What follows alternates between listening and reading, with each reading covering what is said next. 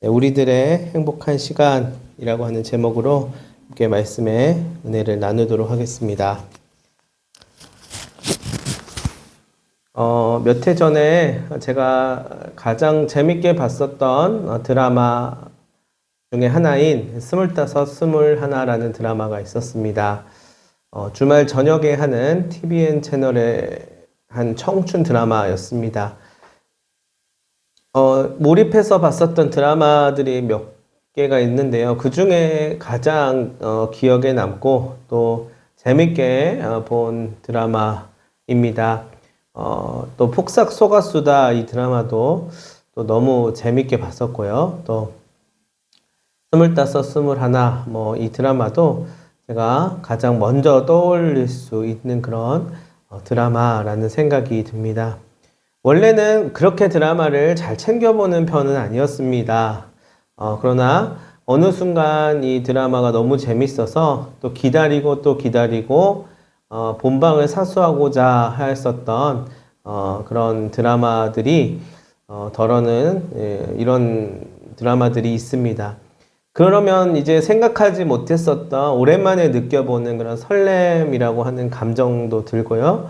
또 그 다음 스토리가 어떻게 이어지게 될까라고 하는 궁금증도 많이 갖곤 합니다.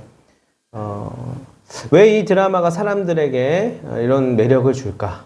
실제로 많은 인기를 얻게 되었었는데요.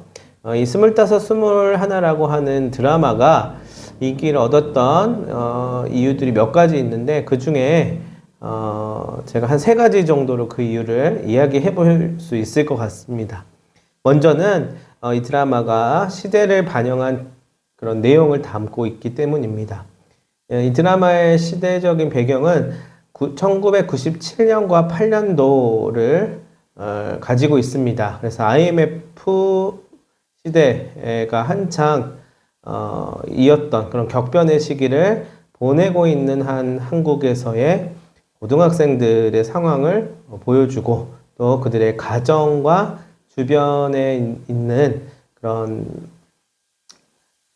주인공을 둘러싼 인물들의 배경들이 큰 공감대를 주는 것 같습니다. 그 속에서 희노애락을 느끼면서 살아가고 있는 그런 사람들의 이야기가 오늘날을 살아가는 우리에게 공감과 동시에 유대감을 형성케 해주는 것이지요.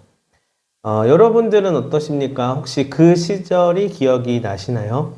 우리 요즘 젊은 사람들, 젊은이들, 특히 이제 20살 되고 20대의 친구들은 전혀 모릅니다. 왜냐하면 그 이후에 태어난 이들이기 때문에 IMF 시대가 있었다라는 것도 금모으기 운동을 했었다는 것을 아마 교과서에서는 배웠을 텐데요. 그 시절을 지나간 사람들은 그때의 분위기와 또 그 정서를 잊을 수 없을 것입니다. 그리고 또 한 가지가 있습니다. 바로 잃어버렸던 그 시절의 순수함과 또한 청춘을 이 드라마가 담고 있기 때문입니다. 여기에 있는 우리 모두는 각자 그 시절을 살았을 것입니다. 18살의 시절, 21살의 시절, 또 25의 시절, 세상을 모르고 사람을 모르고 또 사회를 모르지만 나름대로 겁없이 뛰어들었던 시기 말입니다.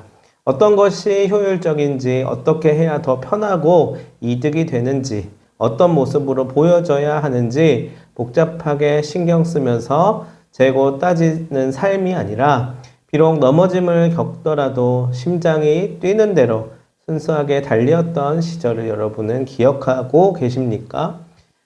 조금 힘들고 지치는 일이 있을 때에는 우리 킨 사이다 이런 거 하나 시원하게 마시고 또 큰 숨 한번 들이쉬고 또 다시 일어서서 일어날 힘을 얻는 그런 이미지를 우리는 떠올려 볼 수 있을 것 같습니다. 그리고 그 다음 마지막 3번째로는 지금 현재 시간에 살아가고 있는 우리에게 바로 응원의 메시지를 주고 있기 때문입니다. 앞만 보면서 하루하루 쳇바퀴가 돌듯이 현실을 살아가는 우리 모두에게 지금까지 수많은 역경과 어려움이 있었지만 잘 살아왔고 또한 혼자가 아니라 우리 모두가 함께하고 있다고 이야기하는 것 같습니다. 이렇듯 현대 사회를 살아가는 사람들에게 이 드라마는 이런 위로의 메시지를 가져다 줍니다. 시대가 괴롭게 하고 현실이 강팍하게 만들며 꿈보다는 물질이 더 우선시되는 삶의 배경 속에 있더라도 꿈을 잃지 말아라. 너를 응원한다. 한번 같이 부딪혀보자 말하고 있는 것입니다. 그렇다면 부단 드라마뿐이겠습니까? 이 성경을 비롯하여 우리의 모든 일상과 만남과 주변의 소식들과 자연의 바뀜이 우리에게 언제나 메시지를 주고 있다는 사실을 우리는 기억하였으면 합니다. 우리는 우리의 눈과 마음을 열어서 두 팔을 벌려 오늘 하나님께서 우리에게 주시는 메시지를 늘 맞이하는 태도를 가질 필요가 있습니다. 바라옵기는 우리 모두가 우리의 삶을 통해 현실 너머에 있는 주님을 더욱 만날 수 있기를 바랍니다. 그렇다면 그 귀한 주님의 십자가와 또 예수 그리스도의 사랑이 온전히 우리에게 다가오게 될 것입니다. 여러분, 성경은요, 이렇게 텍스트에 고정되어 있긴 하지만, 이렇게 책으로 고정되어 있지만, 인쇄되어 나와 있지만, 언제나 오늘 우리에게 새롭게 메시지를 던져주고 삶의 의미를 심어다 줍니다. 이것을 보면 분명히 주님은 그분의 사랑과 희생으로 자유와 구원을 우리에게 주셨음을 알 수 있습니다. 그리고 모든 일상과 말씀을 통하여 오늘 우리에게 이것을 전달하시고 느끼게 하십니다. 그런데 정작 우리는 이를 우리 것으로 받아들이지 못하고 튕겨내 버릴 수도 있습니다. 우리에게 전혀 동떨어지지 않았고 뻔하지 않는 메시지가 그러나 우리에게 반드시 있다는 사실을 우리는 잊어버려서는 안 될 것입니다. 똑같은 말씀이라도요, 똑같은 말씀이 아닙니다. 우리에게 정말 다르게 다가오고 또한 어느 때에 어떻게 다가올지 알 수는 없지만 그때그때마다 주는 이 메시지의 능력이 우리를 또 살아가게 하는 힘이 되는 것입니다. 오늘 우리가 읽은 본문의 말씀은 창세기의 마지막 부분에 나와 있는 말씀이죠. 여러분 다들 아시겠지만 모든 성경의 각 권들 중에서 창세기가 가장 중요한 부분이라고 해도 과언이 아닙니다. 성경의 첫 시작으로서 전체를 가늠하는 기준점이 되기도 하고요. 뿌리가 되기도 합니다. 자, 그 창세기의 수많은 내용과 에피소드 중에서도 대략 마지막 부분을 장식하고 있는 내용이 바로 오늘 우리가 읽었던 본문의 말씀입니다. 대략적인 스토리는 이렇습니다. 요셉이 형들의 시기와 질투로 인해 애굽으로 팔려가고 그곳에서 종살이를 하면서 억울한 일을 여러 번 겪었습니다. 감옥에도 갇히게 됩니다. 참으로 모진 세월을 보내었었던 이 요셉이 우연치 않은 계기로 감옥에서 만난 두 관원을 통해 왕의 꿈을 해석해주고 큰 인정을 받는 일이 생기죠. 자, 결국은 애굽의 총리까지 되게 됩니다. 자, 그리고 잊혀졌던 가족들을 다시 상봉하게 됩니다. 중간에 좀 내용이 스킵이 됐지만 결론만 말하면 결국에는 모진 세월을 견뎌내고 애굽의 총리까지 되어서 그리고 잊혀졌었던 또 이제 흉년의 위기 가운데 있었던 그 가족들과 다시 상봉하게 된다는 것입니다. 형들이 고향에서 큰 흉년을 만나게 되어서 어려운 형편 가운데 애굽의 도움을 청하러 갔다가 요셉을 다시 만난 것이에요. 형들은요, 당연히 이것을 알지 못했어요. 그저 어떻게 해서든지 가족의 생계를 지켜야겠다는 마음뿐이었을 것입니다. 그런데 갑자기 그 옛날 종으로 팔아버렸었던 그 동생이 자신들의 앞에 선 것입니다. 자신을 비참하게 버렸던 형이 지금 형들이 요셉의 눈앞에 있는 것입니다. 이것이야말로 어마어마하게 드라마틱한 극적인 스토리 아니겠습니까? 장르는 아마 호러물이라고 해야 될 것입니다. 또는 처절한 복수극이 될 수도 있고 또 알고 봤더니 이미 계획되었던 형제들의 스펙타클한 그런 스파이 작전극이 될 수도 있을 것입니다. 결국은 요셉의 성장기를 다룬 성장 드라마도 될 수 있겠죠. 자, 어쨌든 요셉은 자신을 알아보지 못하는 형들에게 자기가 바로 그 동생 요셉임을 말합니다. 그러자 아이고 이게 도대체 무슨 일이야, 우린 이제 다 죽었다 했는데 이 순간에 요셉이 명대사를 날려줍니다. 본문에 있는 이야기예요. 이제 사실 형들 입장에선 요셉을 만난 게 좋은 일이 아니었을 수 있어요. 왜냐면 흉년 때문에 죽게 생겼었는데 이제는 요셉의 손에 죽게 되었구나라는 생각을 하였을 것이기 때문입니다. 그때 이제 요셉이 이렇게 얘기합니다. 하나님이 큰 구원으로 당신들의 생명을 보존하고 당신들의 후손을 세상에 두시려고 나를 당신들보다 먼저 보내셨다니 그런즉 나를 이리로 보낸 이는 당신들이 아니요 바로 하나님이십니다. 자, 그 누구도 이런 반전에 상상하지도 기대하지도 못했을 것입니다. 결국 아버지를 비롯하여서 온 가족들이 애굽으로 이주해 오게 되죠. 감동적인 재회를 하게 되고요. 이제 후손들 모두가 애굽 땅에서 생존하여 정착을 할 수 있게 되었다라고 기록되어 있습니다. 바로 이를 통해서 이스라엘 백성들은 이제 후에 가장 중요한 사건인 출애굽 사건이라고 하는 어마어마한 역사적인 경험을 하게 되죠. 그저 이사 왔다가 다시 다른 곳으로 가는 그런 개념이 아닙니다. 하나님의 백성들이 갖게 되는 구원의 서사가 이루어지는 것입니다. 이 모든 것들이 창세기의 후반부 요셉의 이야기를 통하여서 나오게 되는 것입니다. 그리고 그 앞에서의 긴 이야기들로부터 이어져 오게 되는 것이에요. 요셉은 구원의 여정을 모두 가능하게 했던 분이 바로 하나님이심을 고백함으로써 자신의 아픔과 과거의 트라우마 그리고 눈물과 상처를 모두 씻어버릴 수 있게 되었습니다. 그저 단순한 생존의 의미를 넘어서는 구원의 아름다움을 경험하게 된 것이지요. 그리고 이를 통해 자기 자신뿐만 아니라 수도 없이 많은 이들을 살리게끔 하였습니다. 자, 확실히 요셉은 미리 하나님의 계획을 이메일이나 카톡으로 받았던 것은 아니었을 것이에요. 게다가 그저 자기의 인생을 위기 가운데서 가까스로 살아갔을 뿐이었을 것입니다. 자기의 성격과 성질과 그리고 주어진 환경에서 그 나이에 맞게 살아갈 뿐이었습니다. 챗GPT에 물어보거나 AI한테 물어보면서 길을 찾아간 것도 아니라 그저 그때그때 하루하루의 상황을 맞이하였을 것입니다. 그런데 그의 삶의 내용을 통하여 하나님은 구원의 이야기를 만드시고 이루어 가셨습니다. 그러나 요셉은 다 알지 못한 채 예상하지 못했던 역경들을 그대로 마주하였겠지요.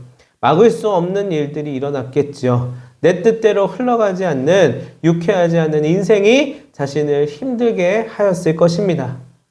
말 그대로 외로웠고 억울했고 원망되었고 슬펐을 것이에요. 왜냐하면 그가 사람이기 때문입니다.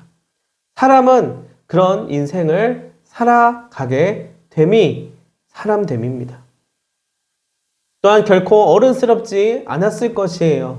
어떠한 성스러운 것을 가진 것도 아니었을 것입니다.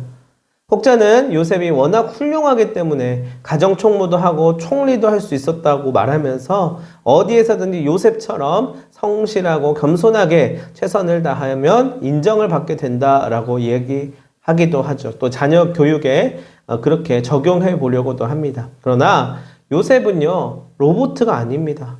또는 어떤 성인도 아니에요. 그냥 요셉은 힘들어하고 눈물 흘리고 좌절하는 사람이었다는 것이에요. 버림받고 모함받았던 불쌍한 사람, 연약한 사람으로서의 요셉이 뭐 얼마나 그렇게 대단하고 잘해서 그 상황을 다 극복하고 해피엔딩을 맞이했겠습니까?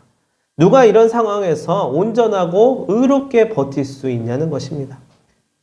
자, 갈등의 연속이었고요. 굉장히 힘겨웠을 것입니다. 그런데 그런 그가 그 속에서 하나님을 진하게 만나게 되었다는 사실이 이 요셉의 이야기의 가장 큰 핵심입니다. 도저히 해결되지 않았던 과거의 상처가 하나님으로 인해 정리되고 매듭지어지게 되고 해결되었기 때문에 나를 먼저 이곳에 보내셔서 우리 가족들을 구원하게 하셨다는 말을 지금 하는 것입니다. 요셉은 알았습니다. 비록 자신의 미래나 당장의 생존 여부는 몰랐지만 자신과 함께하고 있는 하나님을 알았습니다. 다른 건 몰라도 하나님과 함께 있음을 믿었기 때문에 깊은 수렁에서부터 나올 수 있었던 것이에요. 그리고 형들이라고 하는 과거의 상처, 이 트라우마를 전면에서 맞닥뜨렸을 때에도 의연하게 마주할 수 있었습니다. 여러분, 요셉은요, 성경도 없었습니다. 이런 예배당도 없었어요. 심지어는 함께 좀 나눌 수 있는 교우들도 없었습니다. 차가운 감옥 한가운데서 자신을 끌어안고 있는 하나님의 품을 그러나 그는 분명히 경험하였을 것입니다. 아침 햇살과 자그마한 풀잎과 매일의 양식과 만지는 손과 발을 통해서 살아계신 하나님을 느꼈을 것입니다. 다시 말해 온 몸과 마음을 열어서 그분의 숨결을 받아들였을 것입니다. 하루하루 인도하시고 또한 살게 하시는 하나님으로 인하여서 아침마다 새롭고 늘 새로운 은혜를 깨닫게 되었을 것입니다. 그가 좋은 일, 복된 일, 잘된 일만 있었기 때문에 그랬던 게 아니에요. 때로는 아픔과 고통 가운데, 기쁨과 환희 가운데, 외로움과 슬픔 가운데 그것을 더욱 진하게 알게 되었다는 것입니다.